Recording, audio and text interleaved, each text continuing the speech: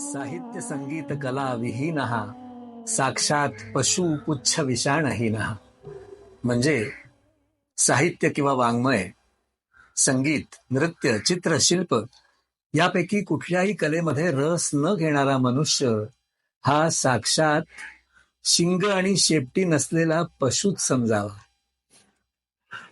कलेची महती यापेक्षा अधिक चांगल्या शब्दात सांगता येणार नाही. इंग्रजीतही ते म्हणतातच ना, अर्थ without art is just air. कला ही एक दैवी गुण आहे. ती एक जन्मजात सिद्धी आहे. ती विकसित करता येते, वाढवता येते, सिद्ध करता येते. आणि एकदा का ती सिद्ध झाली की सिद्धिप्रदा होते, सगळं काही देते. मग कलाकार कोण असतो? तर या प्रश्नाला केशवसुतांनी फार सुंदर उत्तर दिलंय. ते म्हणतात, आम्ही कोण म्हणून काय पुससी, आम्ही असू लाडके देवाचे. देवाचे दिधले असे जगत ये, आम्हास खेळावया. विश्वी या प्रतिभाबले विचरतो, चोहीकडे लीलया. दिक्कालातून आर पार आमुची दृष्टी पहाया शके. शेवटी ते असंही म्हणतात, आम्हाला वगळा गतप्रभजणी होतील तारांगणे. आम्हाला वगळा विकेल कवडी मोलावरी हे जिणे. तेव्हा या कलेच्या क्षेत्रामध्ये करिअर म्हणून ज्यांनी ज्यांनी पाऊल ठेवलाय ते अतिशय भाग्यवान आहेत. आणि आपण भाग्यवान आहोत अशी पक्की खुणगाठ बांधूनच त्यांनी जगावं असं मला वाटतं. कारण ते देवाचे लाडके आहेत आणि देवानी त्यांना आपलं स्वतःचं अंगण खेळायला दिलंय. दी precious field of creativity.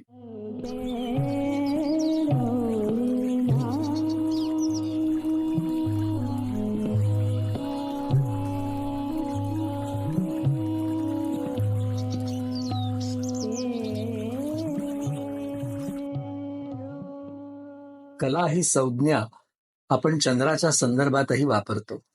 Chandrakala किंवा चंद्राच्या कला. चंद्राचा आणि कलाकारांचा फार निकटचा संबंध आहे. त्यांच्यात साम्य आहे. चंद्र जसा सूर्याचा प्रकाश शीतल करून परावर्तित करतो, तसंच कलाकारही वास्तव सुंदर करून जगापुढे मांडत असतात. चंद्र हा जलाकर्षक आहे. तो रसांचा पोषक आहे, रसाधिपती आहे. तसंच तो मनाचा कारक आहे, स्वप्नांचाही कारक आहे.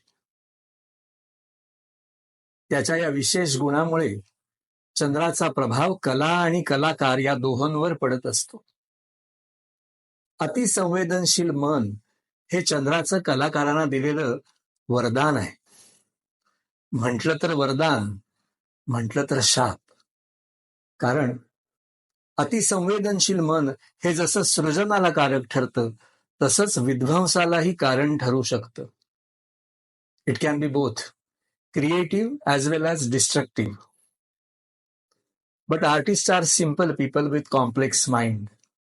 कलाकार ही जटिल मनाची पण साधी माणसं असतात.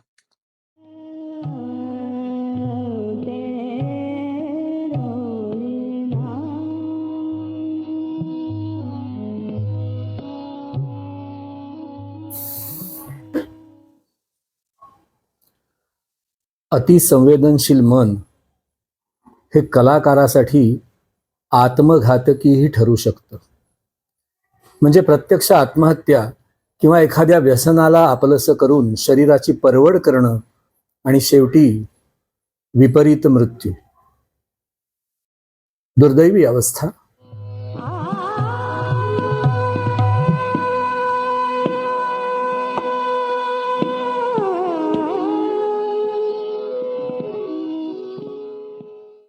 याला कारणं मला दोन दिसतात. एक म्हणजे त्या कलाकाराची दखलच घेतली न जाणं. असं आहे की कुठलाही कलाकार असो, मग त्याचा परफॉर्मन्स असो किंवा कलाकृती असो, त्याला तुम्ही चांगलं म्हणा वाईट म्हणा, त्याला फरक पडत नाही. चांगलं म्हणा, पाठीवर थाप द्या, त्याला बळ येते. किंवा कडकडून टीका करा, तो कसून प्रयत्न करायला प्रवृत्त होतो. पण त्याची दखलच घेतली गेली नाही तर मात्र तो हिरमुसतो. दुसरं कारण मला असं वाटतं की त्याच्या आयुष्यात असलेला गुरुचा अभाव. म्हणजे आध्यात्मिक असो किंवा कलेमधला असो, गुरुच नसणं, किंवा गुरु असतो पण त्याच्यावर श्रद्धा नसते, किंवा गुरुच्या मार्गदर्शनामध्ये खंड पडलेला दिसतो. अर्थात त्याला कारण स्वतः शिष्य असू शकतो, त्याचा गुरु असू शकतो, किंवा एखादा तिराहितही असू शकतो. पण कलाकाराच्या आयुष्यात मार्गदर्शक गुरु ह्याचं फार महत्व आहे.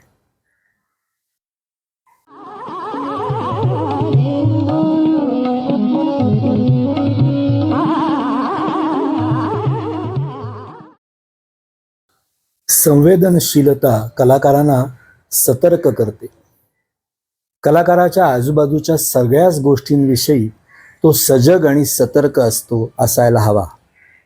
मग ती एखादी घडणारी घटना असो, एखादा मनुष्य असो, प्राणी असो, झाड, फळ, फूल, पान, किंवा एखादी खुर्ची, ग्लास किंवा चमचा असो. दृश्य किंवा अदृश्य अशा सगळ्याच गोष्टींविषयी कलाकारांना आकर्षण असतं.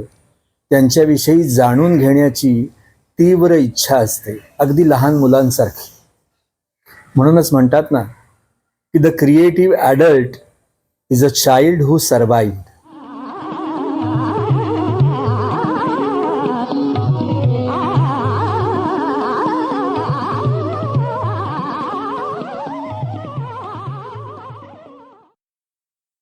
कला ही साधन आहे, साधन नव्हे. कलेविषयी बोलणं खूप सोपं आहे, पण तिला साध्य करणं महाकठीण. कला जर साध्य करायची असेल तर कठोर परिश्रम आणि चिकाटी या दोन्हीची नितांत गरज असते. खरा कलाकार जो असतो त्याच्या मनामध्ये कलेचा विचार अव्याहतपणे चालू असतो. तो शरीराने जरी भौतिक जगात असला तरी मनाने मात्र कलेच्या काल्पनिक जगात रंगून गेलेला असतो. असा कलाकार नेहमीच भौतिक आणि काल्पनिक जगाच्या वेशीवर जगत असतो. पण म्हणूनच त्याला वास्तवाच्या पलीकडचं, दिक्कालाच्या आरपार दिसू शकतं. पण असं वेशीवर जगताना ना तळ्यात ना मळ्यात अशी स्थिती कधी कधी होते. सर्वसामान्य जग हे तर्कसंगतीवर चालतं. 2+2 4 असं त्याचं साधं सोपं गणित असतं. पण काल्पनिक जगाचं तसं नसतं. ते तर्कसंगत असतंच असं नाही, ते स्वप्नसंगत असतं. त्याची गणितं वेगळी. काल्पनिक जगाला कुठलेच नियम नसतात, कुठल्याच मर्यादा नसतात.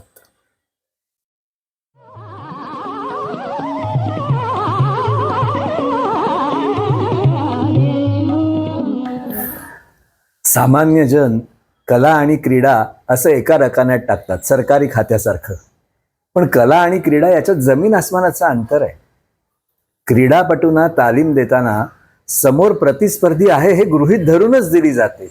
म्हणजे समोरच्यावर कुरघोडी करून त्याला हरवून आपण जिंकायचं हेच त्यांचं ध्येय असतं.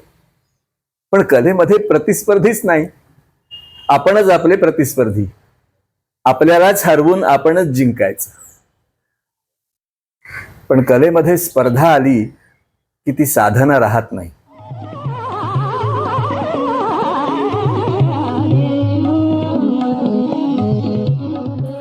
कलाकारांची खासियत अशी की ते गोष्टी जशाच्या तशा न पाहता, न ऐकता आपल्या नजरेने बघतात, आपल्या कानाने ऐकतात आणि आपल्या कलाकृतीतून परावर्तित करतात.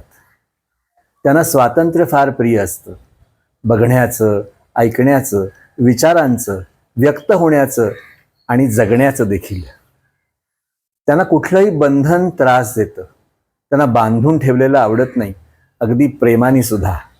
कारण त्यांचं खरं प्रेम त्यांच्या कलेवर असतं. कलेशिवाय खरं प्रेम ते क्वचितच कुणावर करतात.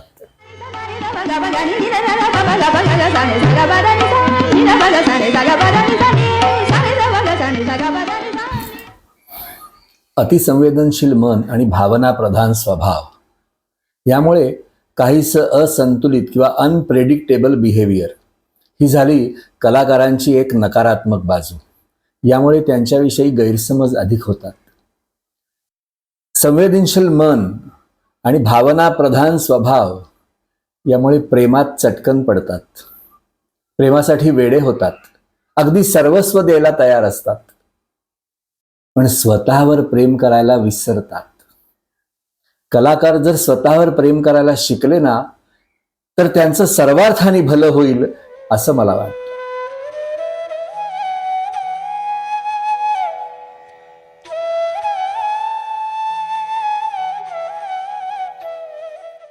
कलाकार वरकरणी दिसतो तसा कधीच नसतो. त्याच्या मनाचा, विचारांचा थांग लागणं महाकठीण. अनेक वेळेला त्याला भौतिक जगात ओढून आणावं लागतं आणि एकांत मिळाला की तो त्या कलेच्या, कल्पनेच्या साम्राज्यात हरवून जातो, सुखावतो. कला साधनेत रममाण व्हायला मिळणं हेच त्याचं सुख.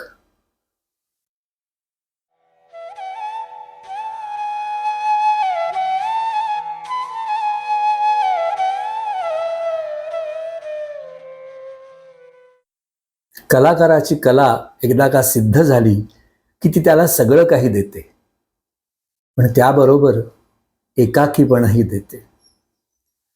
मनातली प्रत्येक गोष्ट तो सांगू शकतोच असं होत नाही. त्यामुळे कुठलंही नातं, अगदी मैत्रीचं सुद्धा, एका ठराविक सीमेपर्यंत सीमित राहतं. कारण आपल्या जगण्याला काही वेगळा हेतू आहे, आपल्याला निवडलं गेलंय याची त्याला जाणीव होते. He realizes that he is the chosen one. सगळ्या रसांमध्ये भिजून उद्या परवाच्या पलीकडे पाहता पाहता कलेशी निष्ठा बाळगून तो खूप खूप काम करतो. पण अजूनही काहीतरी साध्य करायचं बाकी आहे अशी खंत मात्र त्याला अगदी शेवटपर्यंत राहते.